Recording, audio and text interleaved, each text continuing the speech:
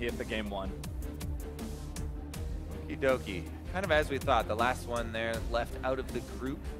Definitely possible to carry those late game team fights. We were looking from some definite carry potential and some scaling from the bottom lane from TSM. Also really do like Sivir with, as we said, those super strong frontliners. Be able to guarantee their engage here. A little bit of extra speed, never hurt Maokai. Nope, certainly not. And Braum actually the last pick over something like a Bard that Bifrost could have taken here. So no uncensored support, but a very good defensive support to protect your carries. As we were talking about, Braum goes a long way in rounding out your team fighting 5-on-5 capabilities once you move towards that mid-game. I also always really love Braum versus Gragas. You know, as a Gragas player, it's very frustrating when he gets to Unbreakable to block your ultimates and your, half of your engage, basically.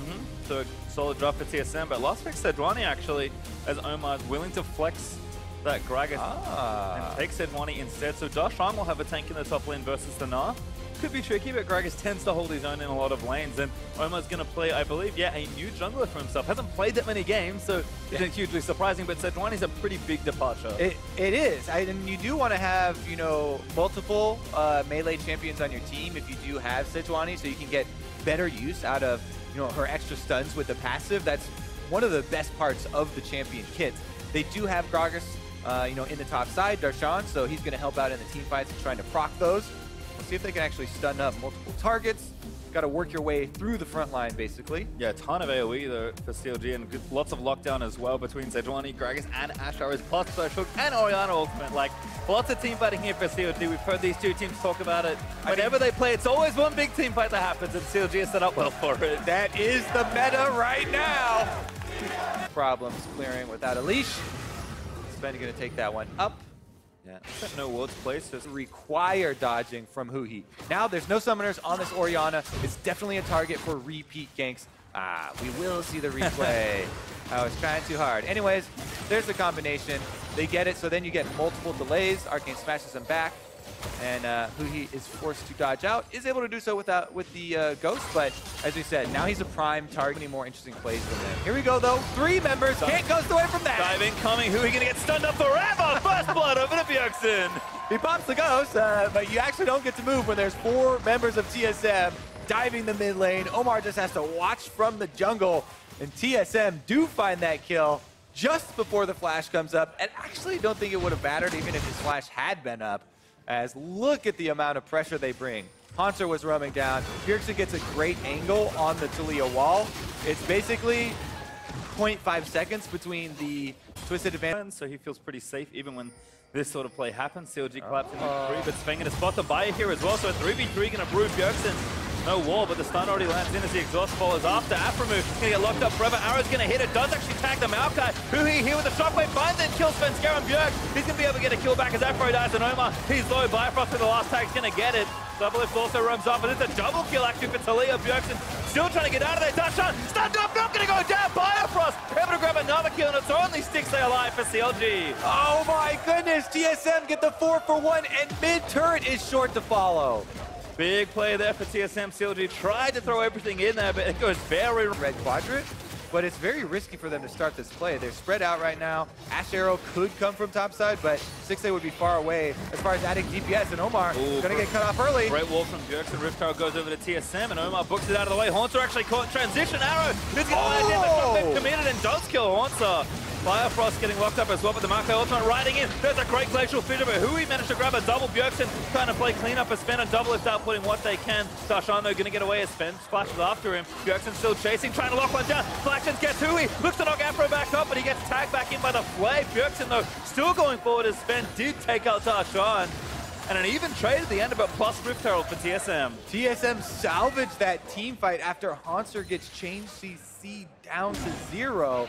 And Bjergsen trying to help his team rush down the Baron. Omar not going to be here in time to fight, so I think CLG have to try and fight this one.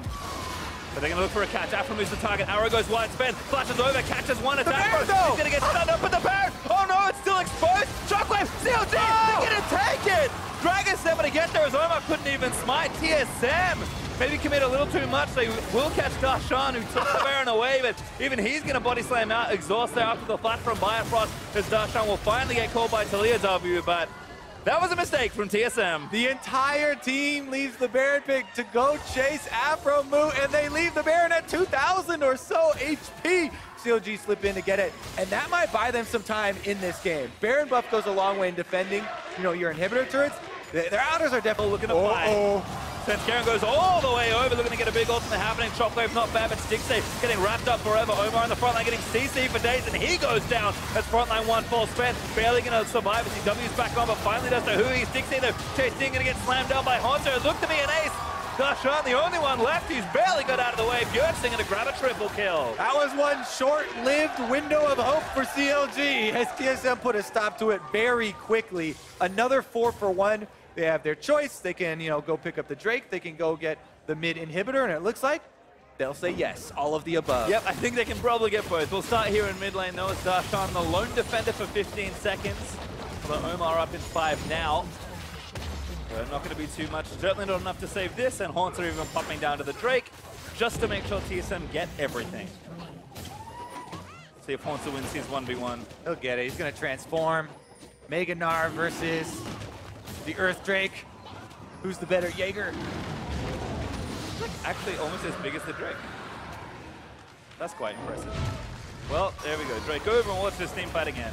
All right, Bjergsen with a very nice wall, gets them all, but Sven had already gotten his twisted advance when Stixay passed close enough and he took the lantern. Once you channel it, it's going in. Target ability goes to the end of the day.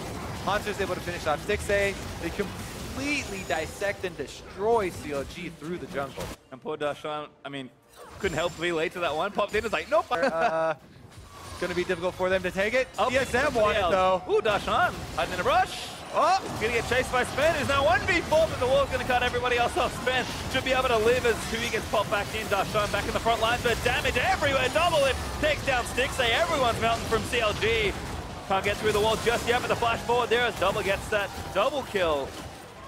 And again, still moving forward, should be able to take down one more inhibitor if they want it, but they're gonna charge through mid and maybe try and end the game. Nexus, more valuable icing here for TSM.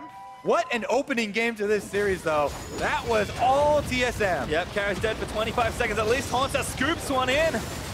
And that's, oh my god, going down. So 20 falls.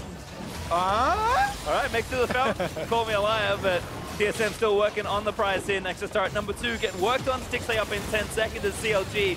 The last few remnants of defense will not be enough here at the looks of things. Everyone flashing up. Bjergsen with a couple more kills for that KDA. Hook is going to hit double his spell shield, and TSM going to play with their food for a little bit longer here in game number 1. Nexus falls, and TSM dominate game number 1. They're all smiles about that one. When something like that Baron play happens in a game, you're able to laugh at it because you still won the game, but you know they're going back and Parth is going to be like,